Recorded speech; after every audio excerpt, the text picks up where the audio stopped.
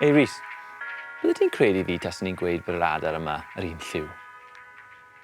Al, fi'n edrych ar yr un llun a ti. Wrth gwrs bod nhw ddim. Ti'n siŵr? Na dw, maen nhw'n wahanol.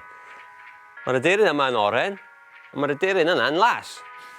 Ma nhw yr un lliw. Drych ar hwn.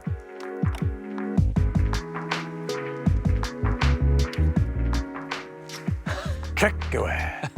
Ie, wel, tric llyged byth bynnag. Achos natur y llun yma, mae yna bach o oren a bach o las yn yr aderyn. Ond beth sy'n triced y lyged yw lliw y cefndir. Ro fe ar gefndir glas, mae fe'n edrych yn oren. Cefndir oren, ac mae fe'n edrych yn las. Mae hwnna'n bonkers. Beth am y trydydd yr aderyn? Trydydd aderyn? Drych ar hwn.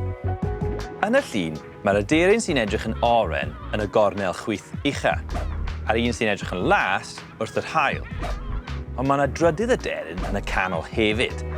Mae'n union yr un lliw a'r cefndir, felly chi'n methu ei weld e o gwbl, nes bod ni'n ei symud e. O ble ddoth hwnna? Tric llyged yw e. Oedd e fanna'r holl amser, a mae fe union yr un lliw a'r lleill.